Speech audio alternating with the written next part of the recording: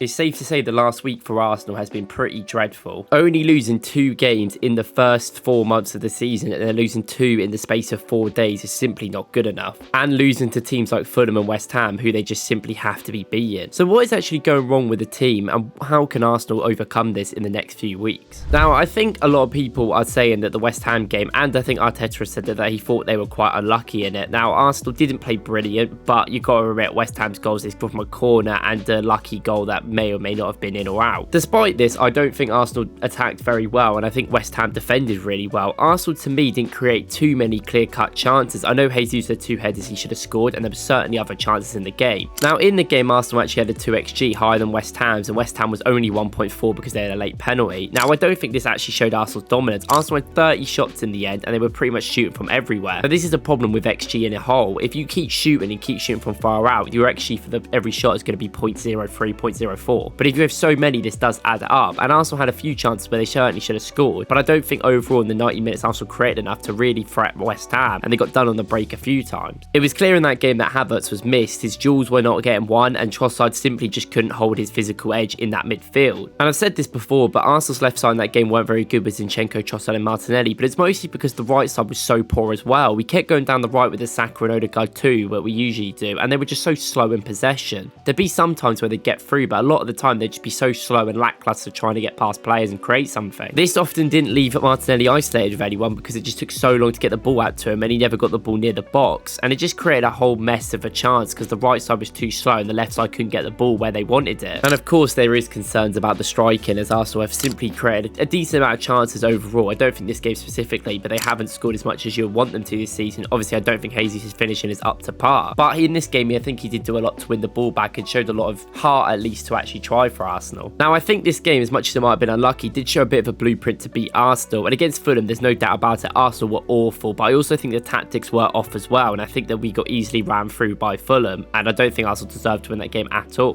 Going into the game, Fulham obviously are a very aggressive team. They like winning the ball back, having that big players in the middle like Polina winning tackles, and they like just being a lot of intensity and having the midfield be flooded really, using their wingers to be a lot deeper, having about a 5 midfield and usually just having Jimenez up front by himself. Now this helped them in that low block. They were able to get 9 or 10 players behind the ball, and Arsenal really couldn't get past. Every time the wingers got the ball, there was honestly 3 people up against them, and we weren't quick enough in possession. I thought Martinelli in this game actually did as much as he could. I actually thought he was much better and one of our better players, but he did try his best, but he just couldn't get the ball in the positions he wanted. The only time he really did was when we counted 4 minutes in and we scored, when he just got down that left on a 1v1 cut-in shot, and then the rebound was in by Saka, and that's exactly what you want from our attacking line. And Havertz was back to win them duels, but he just simply didn't have anything to do. We just put often crosses into the box with no one really getting anywhere near him. They weren't very good deliveries, but it just was poor over and over again. There's about 4 or 5 Fulham players in the box, and we've got Havertz and Nketiah, and that is it, and we're expecting to win a header. It was also clear another bad point of Arsenal was just the fact that Kiwior cannot play left back. Started in the first half because Zinchenko had a calf injury and was out, so he couldn't play this game. And honestly, it wasn't an improvement on Zinchenko. Zinchenko at least is good on the ball. Kiwior is a proper solid left centre back. If Gabriel gets injured, he'd be a brilliant replacement for that area, but he just can't play in left back, and it's not like the Vardy or the other players that Man City signed. This is why I'm not overly surprised that we are looking to get rid of him. I think Arsenal are going to go and buy a new left back who can also play centre back sort of role that they wanted in the first place. That's why they looked at people like Lisandro Martinez before we even bought Zinchenko, Kiwior in. He was so frustrating to watch in this first half. He was so slow getting onto the counter. A lot of the times he didn't know where to stand as well. He kind of would float around that middle of the play, being an inverted player, and they just wouldn't pass it to him because he just wouldn't be in good positions or be open. He wouldn't even try and lose a defender. He also just didn't have that intensity to keep winning the ball back. And when there was one-on-one a defender, he really struggles being that left back. I think he's much better in that centre back role, and a lot of the times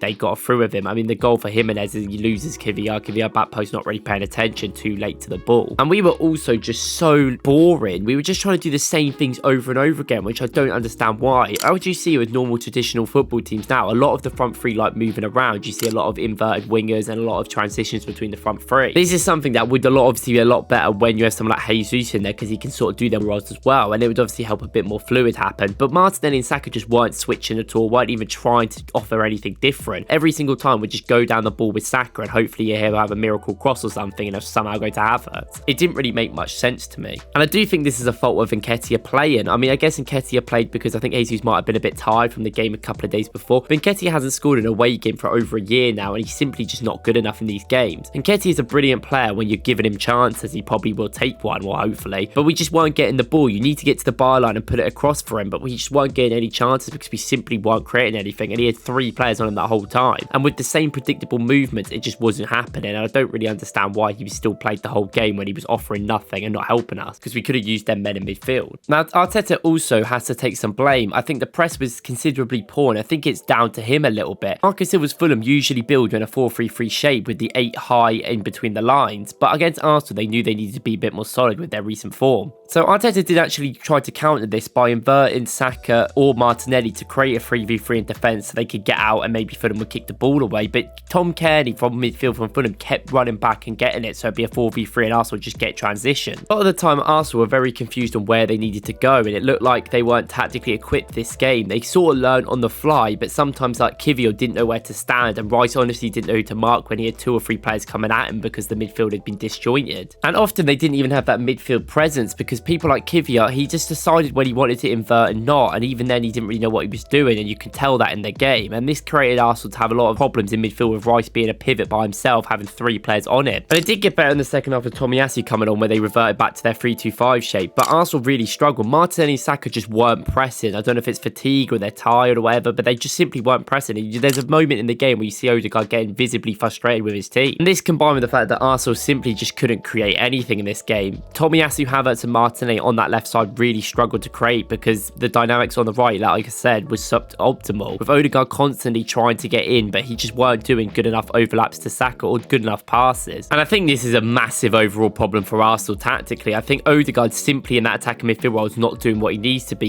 Even when he plays well, he's not creating enough because he just can't. There's not enough room for him. So I think Arsenal need to move him to a more left centre mid role and get another attacking midfielder like Vieira or Smith Rowe to start. This may not help with the progression and maybe not help with the defence, but I think with someone like Timber, this would actually work because you would have that inverting and that defensive solidify. If Odegaard moves to the left, I think it would help the dynamism of that side. It would play more positions there so Martinelli could get the ball where he wants. He's not really helping Saka on that right side at the moment. He doesn't pull away players, so they're all on Saka, and Odegaard just stands there and does a few skills, but they're just not caring. They're all still on Saka because they know he's the main threat. Although I don't expect Arsenal to play like they did against Fulham again, because I think that was considerably the worst performance I've seen in 2 years. I think West Ham was a bad performance, but we were okay and got a bit unlucky. This one was way worse, and it is clear that they do have attacking issues. Arsenal aren't creating enough clear-cut chances per game with the attacking quality they have, and yet they have control and they are doing control in game. But when you can keep conceding from stupid corners, which they keep doing, then we're never going to get better. We need to improve our defensive corners. We're so good at attacking from them, but we can't defend them. It's not good enough. Well, I hope the start of this year is better than the end of last year in an Arsenal sense. Thank you guys for watching. Please let me know what you think about the tactics and what you think about